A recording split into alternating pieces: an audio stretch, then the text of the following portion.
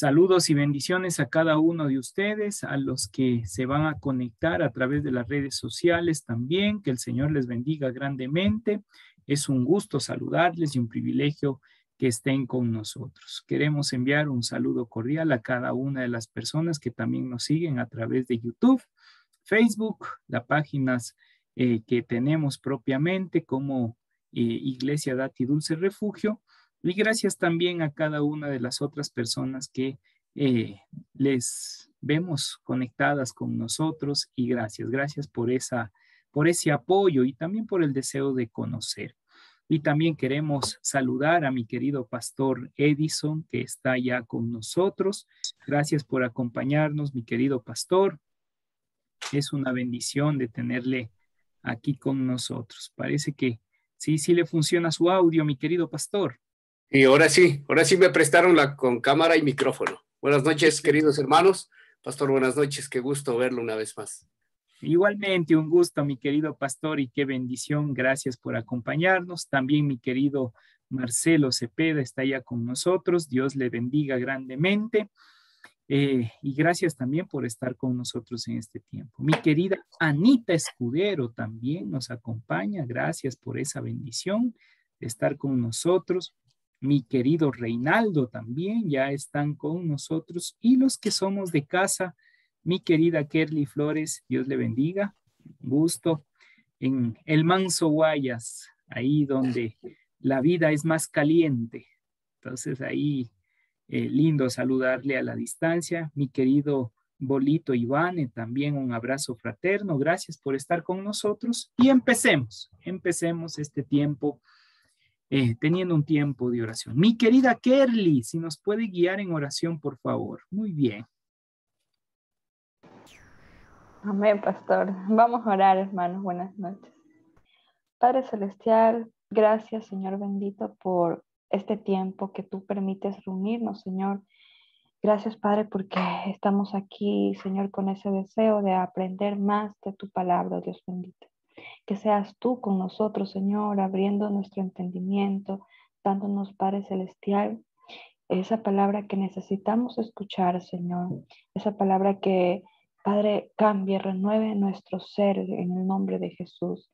Mi Dios, gracias por cada hermano aquí, Señor, que está reunido hoy a través de este medio, Señor, digital.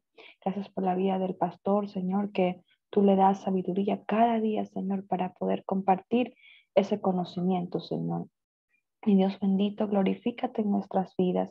Toma el control de este tiempo, Señor, y que al finalizar, Padre Celestial, todos podamos, Señor, ser renovados, transformados, Señor, con esa palabra bendita. Te agradecemos, Dios Todopoderoso, en Cristo Jesús. Amén. Amén y amén. Muchísimas gracias, mi querida Kerly. Muy bien, vamos a abrir el libro de Gálatas, que es nuestro estudio bíblico de hoy. Gálatas, el capítulo 6 nos toca. Uy, ya estamos en el último capítulo. 18 versos nos queda para finalizar. Yo creo que sí terminamos el año con el libro de Gálatas. O una de dos, o el año se termina y Gálatas continúa, o Gálatas se termina y el año todavía continúa. Pero bueno, o terminamos a la par. Todo va a depender de cómo vamos avanzando. Gálatas capítulo 6. Vamos a estar analizando el día de hoy. Vamos a estar revisando algunos detallitos muy importantes que hemos visto. Ya hemos hablado acerca de la última sección de esta carta, que iba desde el capítulo 5, verso 13, hasta el 6:10, que era propiamente el proceso global o general de esta carta. Y al final termina con las bendiciones, que ya eso también estaremos observando. Y dentro de este punto habíamos hablado de lo recto, es decir, del uso adecuado de la libertad que se obtiene en el Mesías. Esa libertad por fe, como lo expresa en el capítulo 2 de la misma carta. es decir, la fe de Él, la fe del Mesías, en quien hemos tenido libertad, en quien hemos tenido la esperanza, la oportunidad de redención. Eso ya habíamos estudiado, habíamos revisado, ¿sí? Y dentro de este punto también, dentro de esa línea de cómo tener una rectitud en la libertad para no inclinarnos a un libertinaje, se hablaba de un principio fundamental, y ese principio fundamental se encontraba ya establecido dentro de el amor propiamente dicho, ¿sí? En lo cual habíamos entendido que debe existir ese amar a tu prójimo como a ti mismo, y eso está en el capítulo 5, verso 14. Luego profundizamos en la explicación de ese principio fundamental, hablando en un dualismo constante que se manifiesta en nuestras vidas. Y ese dualismo constante que se manifiesta en nuestras vidas es en cuanto a la carne y al espíritu. Y hay una lucha constante, hay una lucha en nosotros mismos. Ya observamos eso, ya hemos ido explicando poco a poco bajo las Sagradas Escrituras y el contexto del libro de Gálatas, que la lucha tenía que ver en lo profundo del corazón de las mismas personas, especialmente de los galos y también de aquellos que llegaban con las diferentes enseñanzas de un judaísmo, como es el grupo judaizante que se estaba manifestando ahí. Les decían, ¿saben qué? Circuncídense, ¿saben qué? Vivan de esta manera la ley y punto. Hasta que llegó un momento en el cual ya Pablo le dijo, ¿saben qué? Circuncídense y circuncídense, mejor córtense. Llegó a un punto ya en esa área para decir, ya basta, ya suficiente. Ya tienen tantas luchas en el ámbito carnal que ya es tiempo de que vivan lo espiritual. Y ahí fuimos desarrollando ese punto básico que es la profundización y la explicación del principio, ¿sí? Y desde el 5.25, ¿sí? 5.25, que es como el preámbulo, estos dos versos, el 25 y el 26, ingresa hasta el 6.10, el desarrollo del principio fundamental como estilo de vida, es decir, como vivencia, como modo de vida. Y eso es lo que vamos a estar hablando hoy, vamos a estar hablando en este tiempo, ¿sí? Vamos a estar conversando sobre ese tema, disfrutando de la profundización del texto sagrado en esas áreas. Es decir, vamos a ir entendiendo el desarrollo de este principio fundamental, pero ya como una acción de vida, ¿sí? Ya como algo a la práctica, algo que usted y yo debemos sí o sí vivirlo. Y empieza el texto diciendo de esta manera. Vamos al 5.25. Si vivimos por el Espíritu, andemos también en el Espíritu. Y habíamos explicado la semana pasada que esa palabrita andar, porque ya lo explicamos en el capítulo 5, verso 16, que dice, digo pues, andad en el Espíritu, que esa palabrita significa estar conectado, estar viviendo, ¿no?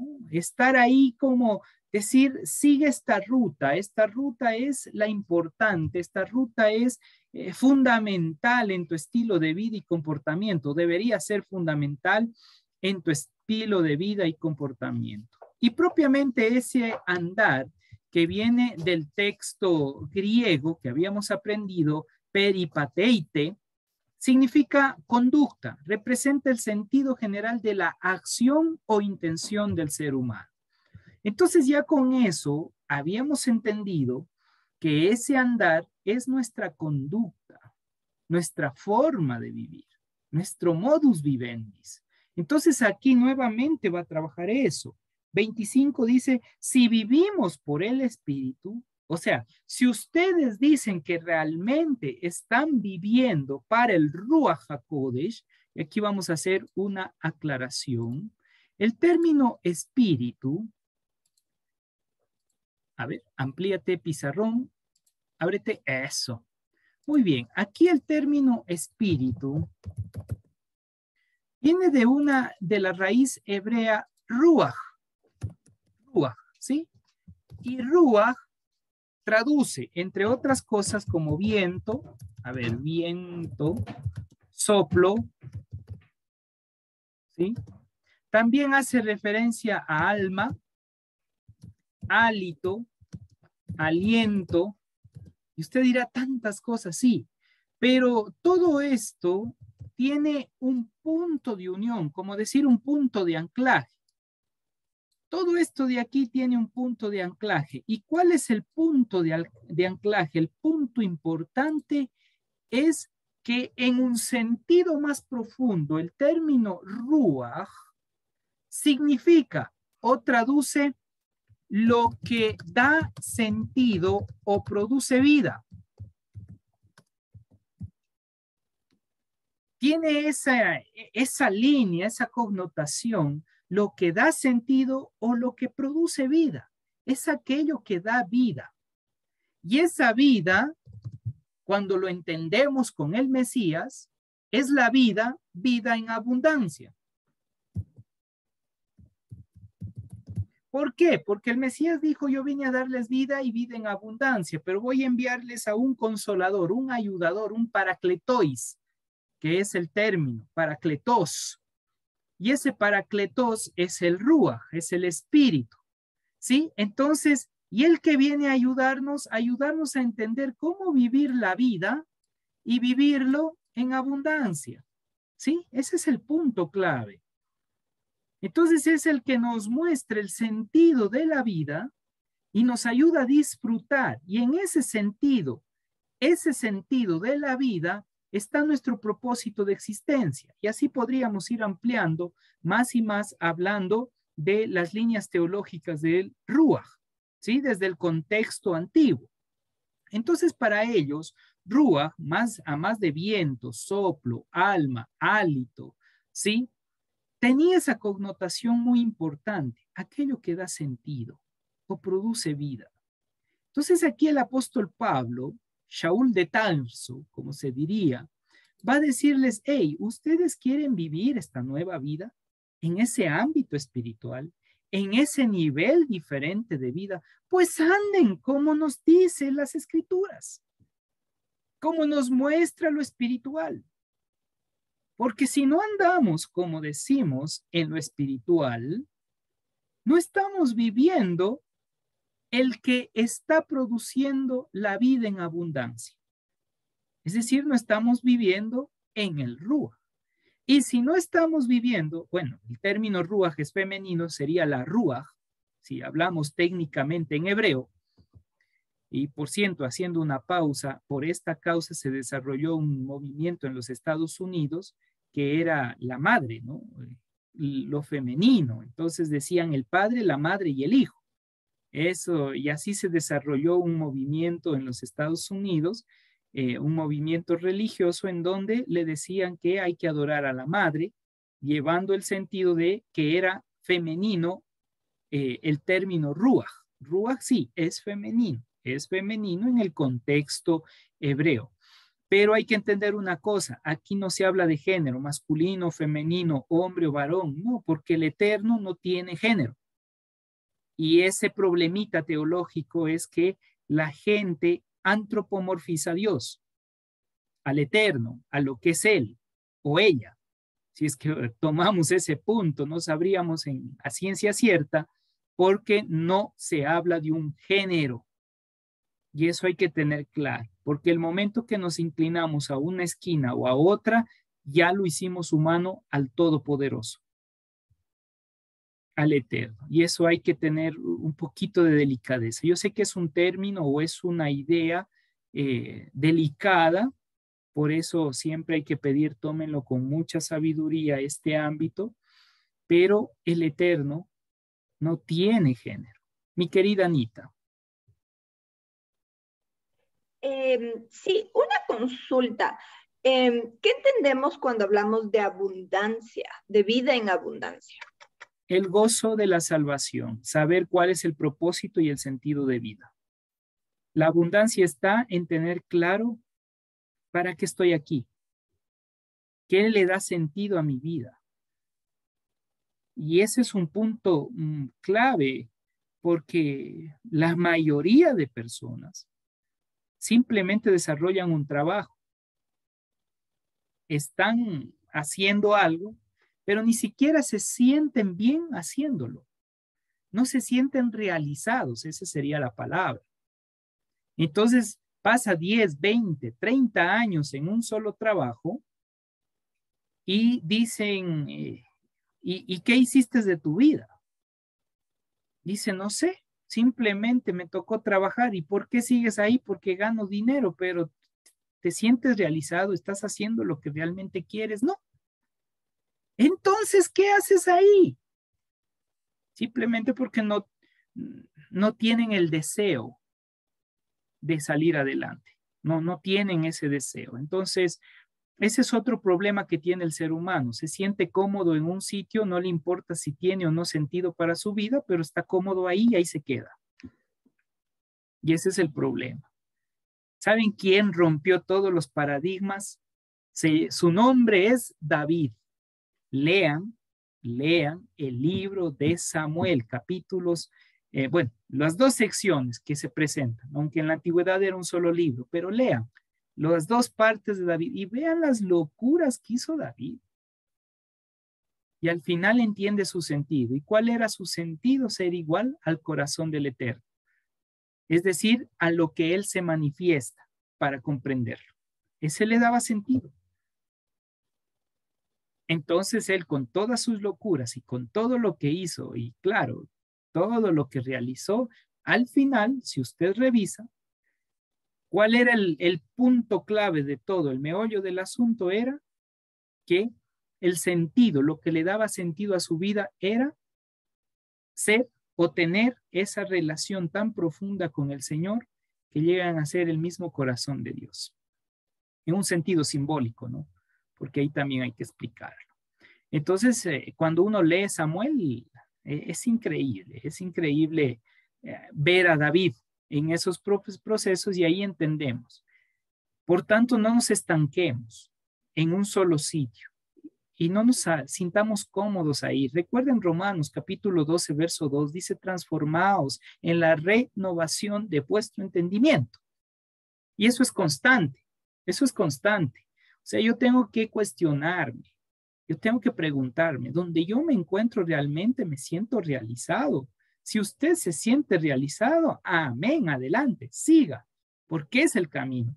Pero si usted ahí ya empieza a cuestionarse o la gente a su alrededor le empieza a cuestionar a usted, inmediatamente es mejor empezar a hacerse las preguntas existenciales. ¿Realmente este es mi camino? ¿O es necesario moverme? Por eso no debemos permanecer para siempre en un sitio, sino hasta levantar personas que tomen nuestra posta, porque con la experiencia que vamos adquiriendo, Dios nos va a llamar para otros procesos aún superiores. Entonces, a medida que vamos ganando experiencia de este sitio, el mismo Dios se encarga de movernos a otro sitio y a otro sitio y a otro sitio.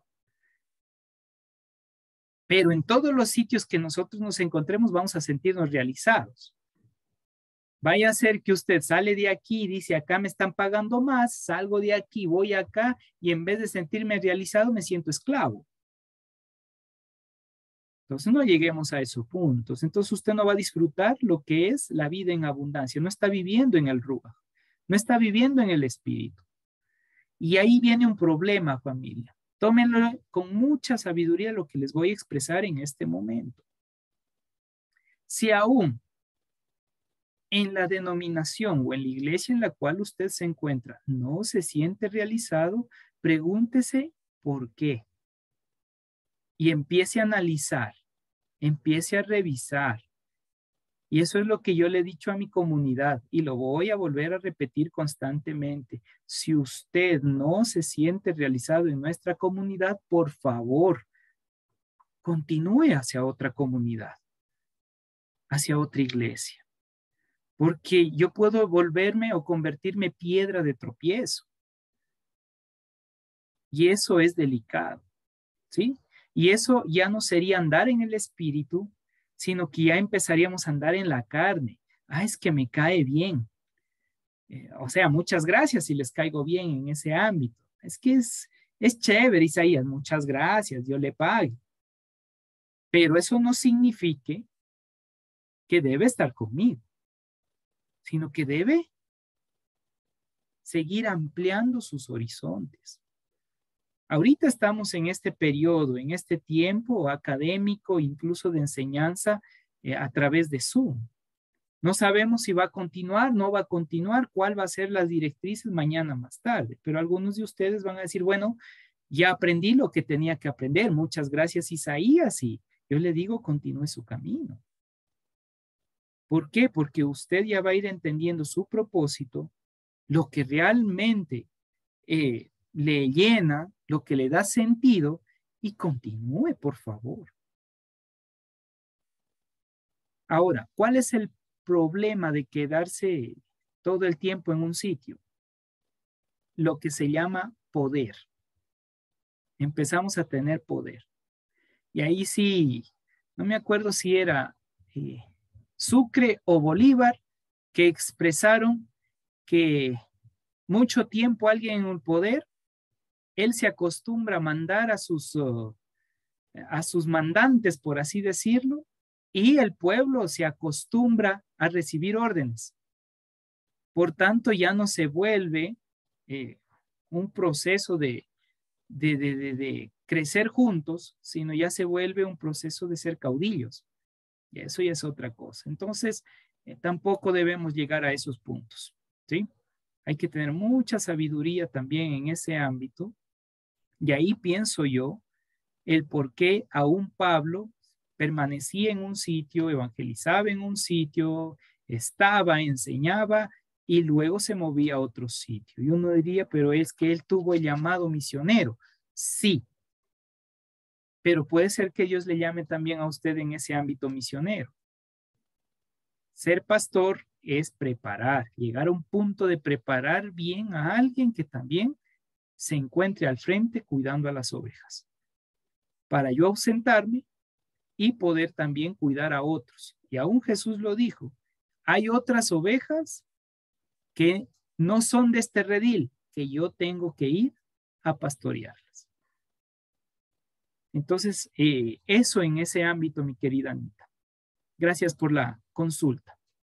Entonces, volviendo al tema, cuando entendemos en ese punto de la espiritualidad y decimos andar en el espíritu, y entendiendo que el Ruaj es la vida, está diciendo, anden en aquello que es el propósito de su existencia, aquello que le está produciendo abundancia, vida en abundancia, el gozo de la salvación. Y si ustedes quieren andar en eso, ¿qué nos dice el verso 25? Nos está diciendo, anden también por el Espíritu, guiados por todo lo que les lleva a esa vida en abundancia, el cumplimiento de los mandamientos en la plenitud del Mesías, dicho en otras palabras. Y luego dice el 26, no nos hagamos vanagloriosos, irritándonos unos a otros, envidiándonos unos a otros. Mire lo que dice, no nos hagamos vanagloriosos, irritándonos unos a otros, envidiándonos unos a otros. Porque esa es la crisis. La crisis cuando llegamos a un proceso de poder es que por un lado nos volvemos vanagloriosos, pero por otro lado los demás pueden empezar a envidiarnos. Entonces caemos en las dos líneas. ¿Y qué es lo más sabio? Ni lo uno ni lo otro. Llega un momento en el cual uno tiene que decir, bueno, hasta aquí llegué. Y a veces es cuando uno está en la cúspide.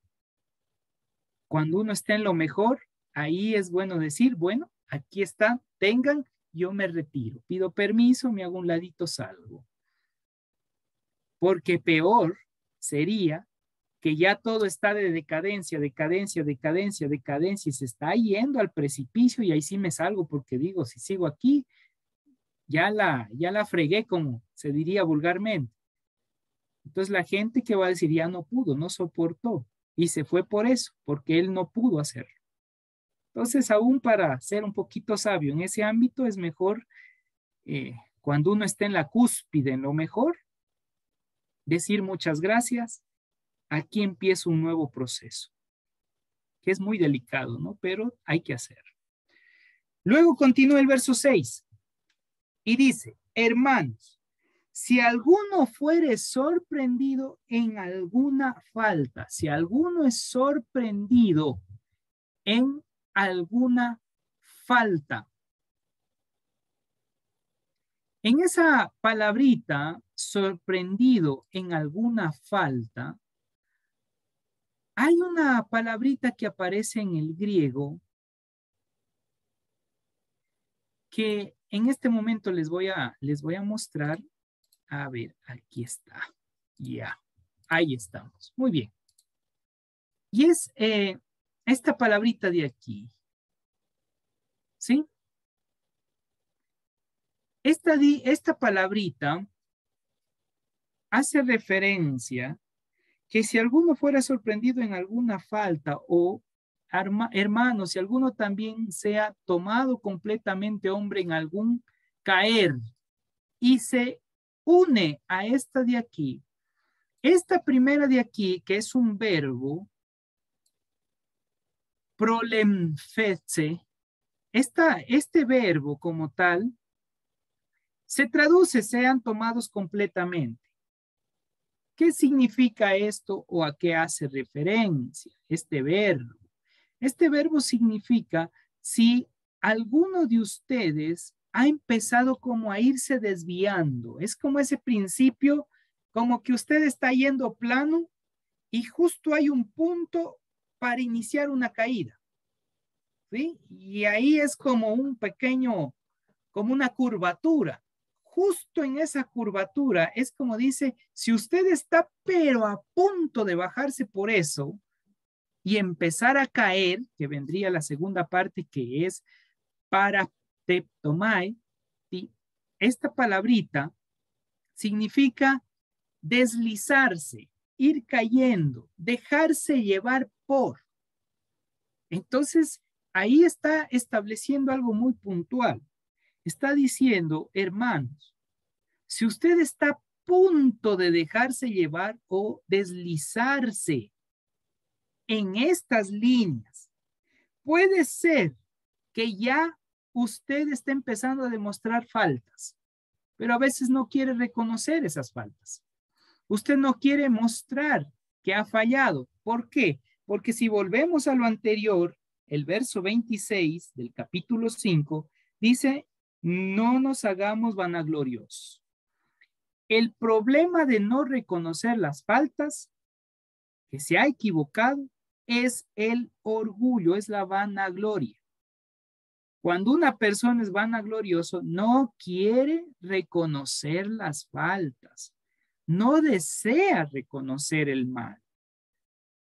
Y esto es bastante duro, bastante difícil, familia, porque si no reconocemos el mal, ¿cómo podremos ser sanados? ¿Cómo llegamos al arrepentimiento? Entonces, aquí le da el sabio consejo Pablo y dice, si alguno fuere sorprendido en falta, vosotros que sois espirituales, es decir, ustedes que están conectados con Dios, que están viviendo el mandamiento de acuerdo a las directrices del Mesías en ese amor al prójimo, restáurenle. Y esa palabrita a nosotros no nos gusta, ¿no? ¿Sí? ¿Por qué? Porque nosotros decimos restaurarle al otro. ¿Cómo así yo le voy a restaurar al otro? ¿Por qué yo le voy a restaurar al otro? ¿Sí? Entonces, cuando uno entiende esta palabrita, a ver, les presento la palabra para que podamos analizarla juntos. Esta palabrita es esta de aquí y es un verbo, es una acción y la acción es unirle. Estén ajustando, alineando, uniendo, restaurando, ayudando. El término como tal es catartisete, catartisete. ¿sí? Que este verbo que viene de la raíz catarte, hace referencia a, ustedes han escuchado el término catarsis, ¿sí? Han escuchado catarsis, y catarsis es como restaurar el alma, ¿verdad? Es como ese punto, pude soltar, hice mi catarsis, ¿sí? Viene de esa misma línea. O sea que aquí está diciendo ustedes que son espirituales, ayúdenle a hacer el catarsis a la otra persona. Ayuden a restaurar a la otra persona. Oiga, qué increíble lo que Pablo está diciendo. Si alguien está fallando, si alguien se está deslizando, si alguien está cayendo, ustedes siendo espirituales, ayúdenle a restaurar. Escúchenlo. ¿Qué es lo que le está llevando a esa caída? El escuchar permite empatía. Y al tener empatía, el otro hace catarsis al hablar. Y cuando habla, queda libre. Por eso es la importancia de unirse en comunidad. A veces nosotros decimos, ¿para qué voy a ir a la iglesia? Usted va a la iglesia no para ser más santo, porque se supone que durante la semana usted está buscando de Dios. Sino uno va a la comunidad, uno va al lugar de reunión para compartir con el otro, para ayudar al otro. A veces uno dice, he escuchado y algunos han llegado y me han dicho, pastor, ¿en qué sirvo? Yo quiero servir. Y a veces solo se piensa que servir es hacer limpieza en la iglesia, estar de ujier, ir a la alabanza, qué sé yo, recibir los diezmos, la ofrenda y ya serví. No, no va solo en esa línea, es más que eso. Es acercarme a las personas, dialogar con ellos, escucharles, ser empático con ellos. Y aquí hay algo que nos cuesta, familia, es ser empático con el otro. ¿Por qué? Porque durante toda la semana usted está, pero sacrificándose, gastando sus energías, agotándose al máximo, que ya cuando llega el día del culto, usted llega más cansado. Y uno dice, ¿cómo así? Porque ya llego cansado, llego agotado, yo ya no quiero ayudar.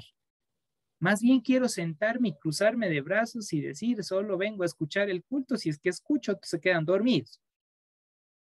Se pegan un rico sueño, estaban soñando con los ángeles ya en el cielo y le despierta justo el pastor diciendo alguna cosa y dice, chuzo, me bajaron del cielo de nuevo a este mundo. Y esa es la realidad. Pero lo que usted va, si usted dice, yo quiero servir, vaya y sea empático. Escuche, ayúdele al otro, que haga su catarsis, que hable. Y escúchele usted, porque a veces somos malos para escuchar. Cuando alguien empiece a hablar, mejor, boquita, cállate un rato, solo escucha. Y luego, si es que me piden consejo, yo le doy consejo. Claro, a menos que sea pastor y usted esté observando que ya la ovejita anda chueca, hay que darle su exhortación. Ahí sí pida o no pida consejo, con permiso. Discúlpenme, usted tiene que hacer esto, tiene que vivir esto. Le recomiendo esto. Ahí sí nos toca como pastores y líderes trabajar en ese ámbito. Pero si no, usted escuche y solo si le pide consejo, déle su punto de vista. Si no, usted al escucharle permitió que el otro haga catarsis. Ahora, eso no significa que usted se va a ir y se va a cargar con eso. Ese es otro problema. Usted ahora va, dice, ya este domingo voy a la iglesia, voy a escuchar, y sale más cansado y acabado. ¿Por qué? Porque también usted tiene que, sí, escuchar, pero aprender a cuidarse su área emocional. Y ese ámbito, lastimosamente, no es muy enseñado dentro de lo que es la línea de liderazgo. Solo los que toman estudios de consejería y en el ámbito de psicología enseñan cómo no cargarse de los problemas del otro. Entonces también hay que tener cuidado cuando escuchamos para no cargarnos, sino más bien aprender a soltar y decir, ok, está en las manos del Señor y sabemos que Dios es el que va a ayudar. Si no, usted se carga y después el que se destruye es usted. Por eso hay que tener también cuidado en esos ámbitos. Digo esto para que aprendamos aún a servir desde el silencio, servir desde, ¿cómo decir?, detrás del telón y no desde frente del telón. Y entender que el servicio va más allá. Eso es lo que Pablo le está diciendo. Hey, ustedes ayúdenle al otro a restaurar, que haga su catarsis, que haga su restauración, que haga su renovación de vida. Ustedes que ya están disfrutando el gozo de la salvación y han entendido el camino de su existencia, ayúdenle al otro a comprender el sentido de su vida, el propósito de su vida. ¿Para qué están en este mundo? ¿Y por qué están en este mundo? Y luego dice, considerándote a ti mismo, no sea que tú también seas tentado, es decir, vayas por ese mismo camino, considéralo. ¿Por qué? Porque también están escuchando y dicen, ¡ah! Pecador, sin vergüenza. Y me viene a contar eso, no. Hermanito, usted está con el diablo. Hay que arrepentirse. Anda en maldición. Uy, en vez de darle esperanza, le deja peor. Cuidado también en esa línea. El hermano o la hermana llega a hacer su catarsis, llega a hablar con usted, a empezar ese proceso restaurativo, y en vez de escuchar una palabra de esperanza, de vida, de restauración o una directriz sabia, se encuentra con una pared y le destruye. Y es por eso que hay personas, llegan a una iglesia, tienen un diálogo con 2 o 3 y nunca más quieren volver a esa comunidad, porque poco más y le dicen que ya está viviendo con el diablo. Y algunos van a decir, no, es que usted conoce a mi suegra, entonces por ahí va la cosa. Entonces hay que tener bastante sabiduría aún cuando nosotros bendecimos y ayudamos al otro. Y esto es clave. Fíjense qué pastoral es Pablo, qué hermoso. Igual que Romanos, al final hace todo un proceso de catarsis, restauración, inteligencia emocional en el libro de Romanos, igualito acá. Pero acá lleva una línea, restaura al otro. Aplica lo que tú estás viviendo, la libertad que ahora tienes en el Mesías, que ya no es un proceso de circuncisión, que ya no es una religión radical, sino que ahora tienes la libertad para bendecir al otro, entonces vive de esa manera. Actúa de esa manera, restaura de esa manera. Viene el 2. Y el 2 yo creo que no nos va a gustar tampoco. El 2, ¿qué dice? Sobrellevad los unos las cargas de los otros y cumplid así la ley del Mesías. Sobrellevad la carga los unos de los otros. ¿Alguien tiene otra versión que por favor me ayude? ¿Otra versión diferente a la versión Reina Valera? Yo tengo una, pastor. Por favor, ayúdeme, pastor. Es la del lenguaje actual. Ok, ¿cómo nos dice ahí? Cuando tengan dificultades, ayúdense unos a otros. Esa es la manera de obedecer la ley de Cristo. Ayúdenselos, miren, cuando tienen dificultad, ayúdense los unos a los otros. Otra manera de servir dentro de la comunidad.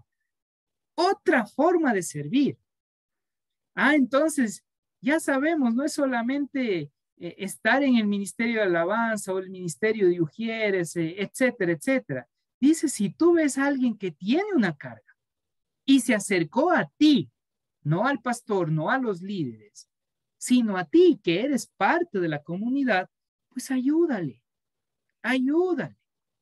porque eso es amor al prójimo.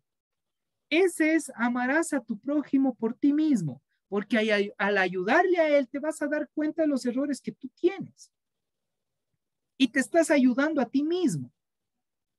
Mire, Y esto no sé si les ha pasado, no sé, mi querido pastor Edison, si también vivió esto o vive esto.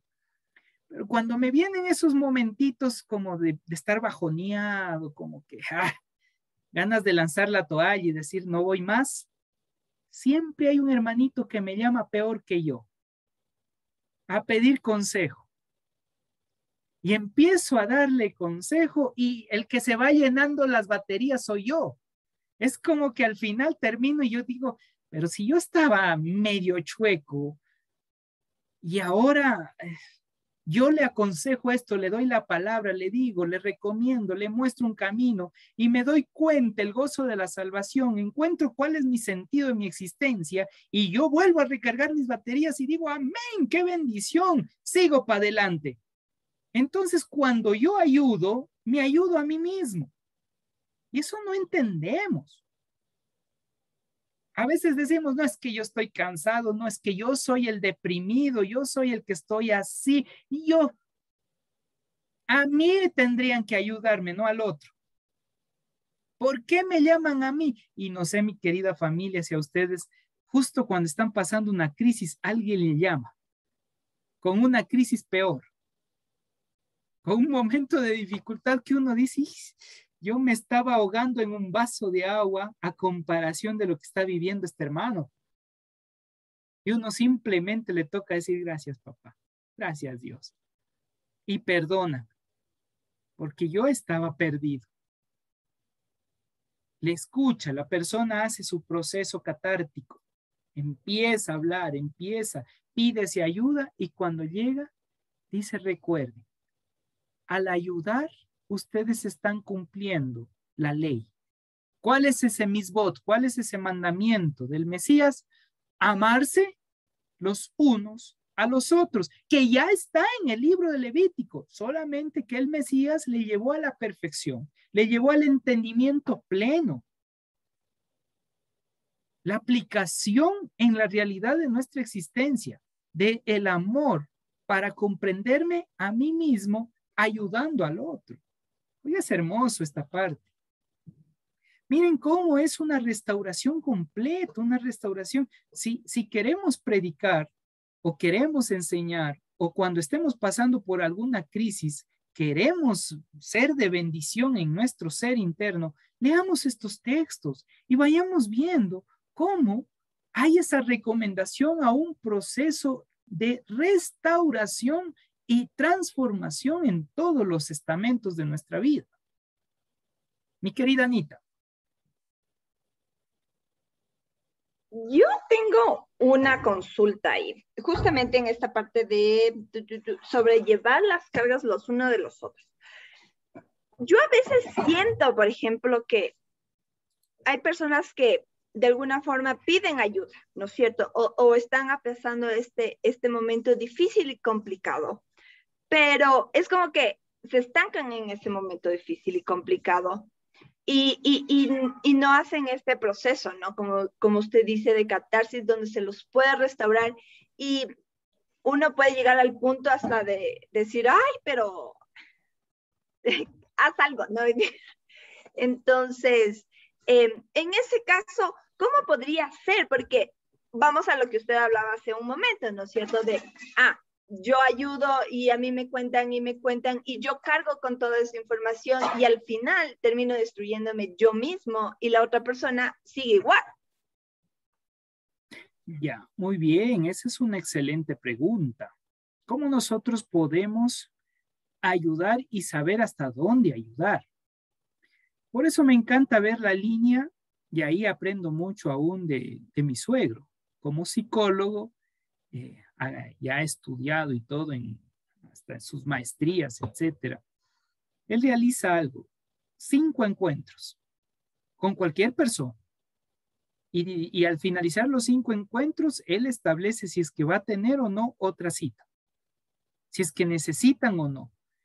Entonces, cuando nosotros estamos con alguien, el problema es que ya se vuelve como a él sí le puedo atacar con todo y le voy dando y le voy dando y le voy dando y le voy dando, pero yo no voy haciendo ningún cambio o esa persona no va haciendo ningún cambio. Entonces llega un momento que aquí también recomendación para mis queridos pastores, es de 3 a 5 citas. Y ahí establecer, ok, si no se ve cambio, por más que uno le guíe, por más que uno le direccione, entonces hay que redireccionarle ya a alguien que es experto en ese ámbito.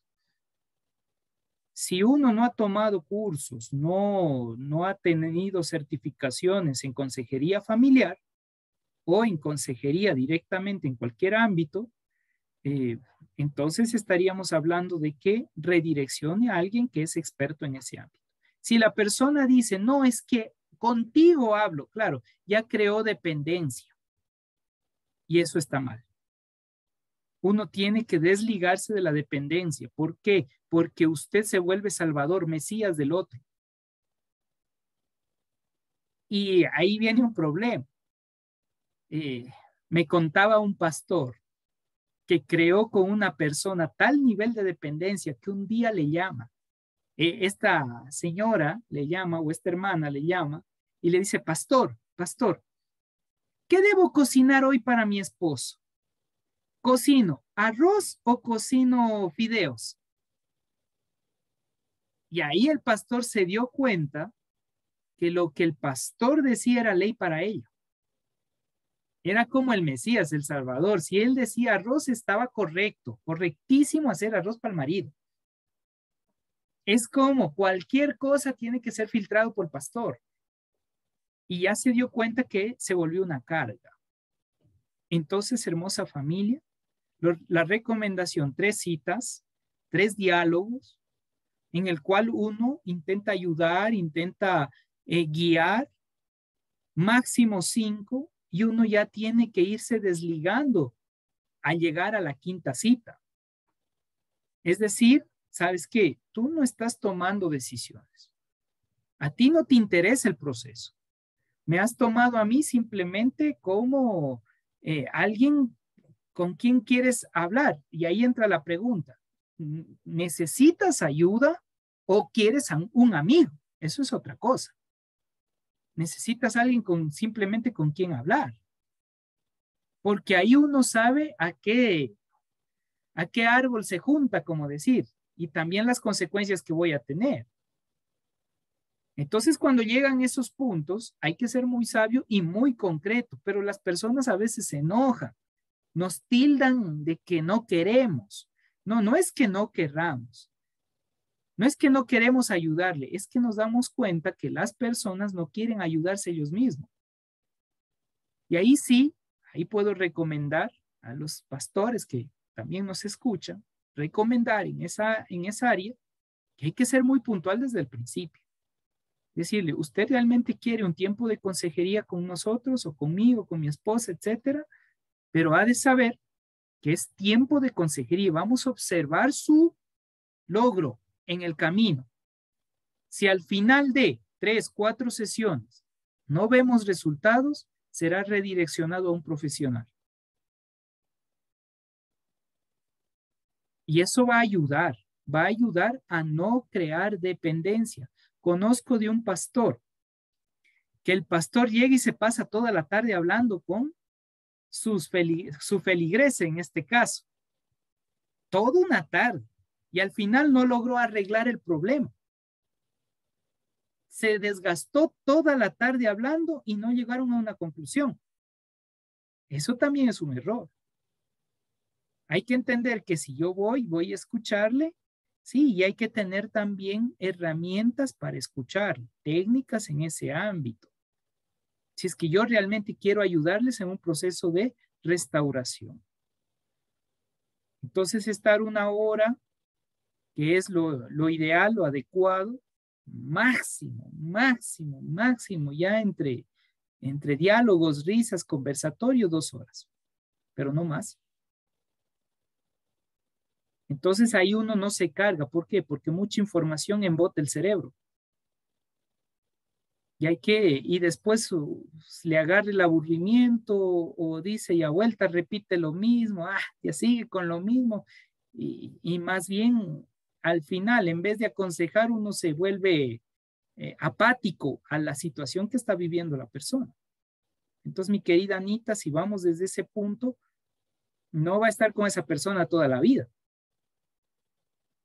Llega un punto en el cual tiene que decirle, mire, hasta aquí llegamos porque usted ya necesita de un profesional.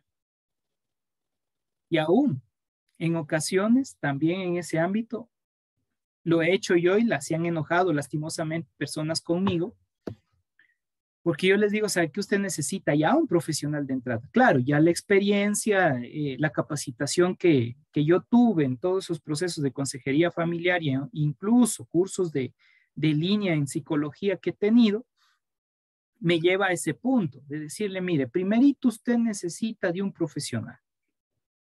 Usted va a seguir este periodo con un profesional y luego retornamos para trabajar su realidad espiritual. Una vez que usted haya trabajado, haya calmado sus hormonas en ese ámbito, haya apaciguado su proceso, entonces trabajamos su ser más profundo, su espiritualidad, porque ahora sí está listo para escuchar. Si no, lo que yo hable, lo que yo diga, no va a estar listo para escuchar porque todavía tiene una presión que puede ser destructiva. Mi querida Anita. Perdón, pastor, tengo otra pregunta más. He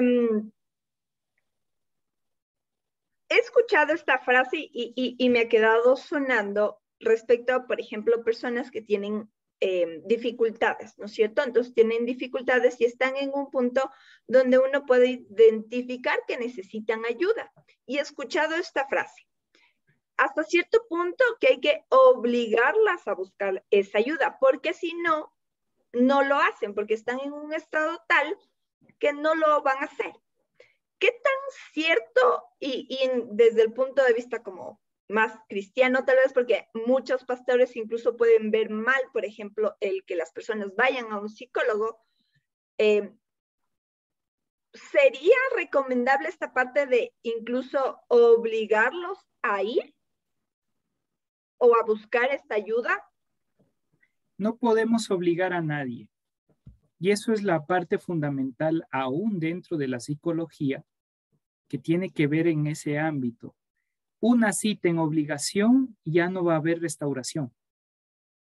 Si la persona no nace el deseo de ir para ser cambiado, no va a seguir la terapia. Por eso es proceso terapéutico. Entonces, obligada a la persona no va a seguir los procesos, no va a permitirse abrir sus emociones, no va a contar su realidad, va a hablar a medias, va a cerrarse en algunos aspectos y la técnica, la terapia no va a funcionar de nada porque se siente obligado. Entonces no podemos obligar. Lo que hay que hacer es direccionar. Si le hace caso, quiere ir, excelente, vaya. Caso contrario, nos toca decirle las consecuencias que va a tener. Mañana más tarde, esto es lo que va a suceder con usted. Si usted no sigue este camino, depende de usted. Ok, entonces, comprendiendo esta línea, sobrellevad los unos las cargas de los otros y así cumplimos esa línea del ministerio del Mesías. Viene el 3, porque el que cree ser algo, oiga, y aquí, nuevamente, ¿recuerdan lo que decía el verso 26? No nos hagamos vanagloriosos, no seamos orgullosos. El 3 nuevamente le vuelve a dar duro. Le dice, porque el que se cree ser algo, no siendo nada, a sí mismo se engaña. O sea, te crees ser espiritual, pero no estás viviendo la espiritualidad, estás engañado. Y es cuando da un coraje. Yo creo que mi pastor Edison, doy gracias al Señor que es parte de estos procesos los días martes y agradezco mucho su presencia y del resto de pastores también que se conectan con nosotros. Pero da coraje cuando uno observa claramente cómo es la persona en su estilo de vida y a veces nos salen con esos términos espiritualoides diciendo es que cuando Dios me habla y uno queda así. Señor mío, yo conozco, yo sé cómo es su realidad de vida y sale con esto. Primero aplica en su vida y luego sí, ahí sí tendrá poder sus palabras. Pero si no lo aplica en su vida, es mentiroso. Y esto nada ayuda. Esto es lo que Pablo está diciendo. Hey, cuidado que tu ego, porque ya pasas 20 años en la iglesia, vas a decir que realmente amas a Dios. No, el amar a Dios es tu transformación integral de vida. Eso no nos gusta. Amar a Dios significa ve y a tu prójimo, al que más te cae mal, ve y ayúdalo. Restaura. Si hubo algún roce, no esperes que el otro vaya y te pida perdón. Ve tú y restaura, ve tú y perdona. Ahí sí puedes estar hablando, ahí sí puedes estar diciendo que realmente aún puedes ayudar a otro. Porque el principio fundamental que aquí nos está enseñando es restaura tu alma en el amor al prójimo, por tú mismo, por tu bien. A tú te digo, como diría el costeño. Perdone, mi querida Kerry. Pero es la línea. Esa es la realidad, familia. Y hoy día estamos un poquito pastorales en ese ámbito porque se ha vuelto o se vuelve una carga en el ámbito pastoral cuando los feligreses no entienden esta línea. Y uno a veces no sabe ya cómo explicarles. Si le explico con manzanitas, ¿cómo hago? Por más que le decimos, no entienden. Piensan que llegar el día domingo al culto es suficiente. Y dicen, ya, como fui el domingo, di el diezmo, la ofrenda, aleluya. Ahora sí, toda la semana, poco más, y estoy con Dios. Pero su relación con el Señor, su intimidad, su tiempo especial con Dios, nada que ver. Y el domingo nuevamente está, y a veces de fanáticos, que ese es otro punto destructivo. Por el fanatismo sucedió lo que sucedió con Judas, y eso hay que dar una linda explicación por qué pecó Judas. Y cuando se hace un análisis psicoemocional espiritual, es increíble entender a Judas cómo llegó a un punto de fanatismo que aunque anduvo con el Mesías, no entendió al Mesías. Y así a veces podemos estar andando en la iglesia y sin entender el propósito de restauración integral en nuestras vidas.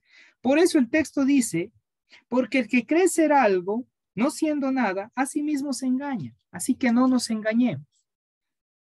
Finalizamos con este verso porque ya ha sido las 8:02 y yo estaba emocionadazo enseñando y ha volado el tiempo. Así que cada uno, mire lo que va a decir aquí, someta a prueba su propia obra y entonces tendrá motivos de gloriarse solo respecto de sí mismo y no del otro. O sea, no se compare con el otro, no diga es que yo soy más espiritual que el otro, no. Reconozca primero cuál es su realidad de vida, su espiritualidad, su transformación. O sea, y aquí está redireccionando. Iba todo en el proceso, pero dice, hey, si estás vanaglorioso, si estás lleno de orgullo, si ya se te subió un poquito al cerebro, bájate con lo siguiente. Revisa cómo está tu estilo de vida y comportamiento. Y ahí es cuando nos damos el narizazo al suelo. Porque cuando nos revisamos nosotros, reconocemos, vemos el mal que estamos cometiendo, ¿con qué ganas vamos a querer juzgarle al prójimo? Y yo creo que eso sería ideal de hacer el domingo antes de ir al culto. De tal manera que cuando llegamos, no es que llego ni superior ni inferior al otro, llego reconociendo mis errores. Y en medio de esas faltas, si Dios me usa, me utiliza para ayudar al otro, a restaurar al otro, amén. Pero no me hago superior a nadie. No digo, es que Dios me utiliza a mí, al otro. ¿Qué le va a usar? Pecador. Sino más bien yo voy a reconocer y decirle, gracias, papá. No tomaste en cuenta mis fallas. Más bien me usaste para ser de bendición. Alabado sea tu nombre. Eso es hermoso. Porque cada uno llevará su propia carga. Y hasta ahí quedamos. ¿Será que acabamos en este año la carta de Gálatas? Pero llegamos hasta ahí. Así que reconozcamos primero nuestra realidad. Hacer catarsis es entregar todo, que es la raíz de la oración. ¿Recuerdan la raíz de la oración? Ya hemos hablado. Pros y reconocer quién es él, quién soy yo. Proceso terapéutico de restauración. Entender que hay algo que transforma mi alma. Entonces, ¿dónde hacemos nuestra catarsis? Pastores, líderes, cuando no hay nadie que nos escucha y necesitamos hablar con alguien, es en el tiempo de oración, a solas con el Padre y decirle: papá, ya estoy hasta aquí con Julanito, Julanita de tal, ya estoy cansado. Es el tiempo de catarsis con el Padre, a solas con el Señor. Y ahí reconocemos cuál es nuestra realidad de vida para empezar un proceso que ayude al otro, ayudar al otro y ayudar al otro. Vamos a orar, vamos a pedirle al Padre que nos guíe. Bendito eres tú, Padre, Rey del universo. Gracias por tu palabra. Gracias porque en ella encontramos tanta sabiduría. Hay tantas cosas que tenemos en su palabra, que es increíble, Señor. Y en todas las líneas nos ayuda para ser restaurados. El único propósito en medio de todo es que podamos disfrutar la salvación en esa vida en abundancia, en la presencia misma del Ruach, del Espíritu en nuestras vidas, para transformación, renovación en nuestro ser. Padre, ayúdanos. Padre, guíanos. Padre, enséñanos a vivir más y más contigo, Señor. Restaurando nuestras vidas, poniendo nuestras cargas en tus manos. Porque a veces estamos tan cargados que en vez de ser bendición, producimos mal, destrucción, enojo a otros hermanos dentro de la comunidad. Más bien, Señor, que nosotros seamos el ejemplo de vida, el ejemplo de restauración, el ejemplo de renovación, y que tú en nosotros produzcas esa sanidad transformadora. Padre, estamos en tus manos. Y gracias una vez más por tu palabra. Gracias por ese entendimiento de amar al prójimo por nosotros mismos. Porque eso nos ayuda primero a reconocer quiénes somos nosotros delante de ti, para no enorgullecernos ni andar en vanagloria, sino para reconocer que necesitamos de ti, papá, y que en tu infinito amor nos permites realizar una obra ministerial, una obra en la cual servimos para ayudar en la restauración y transformación de vida de las personas. Haz tu voluntad en nuestras vidas.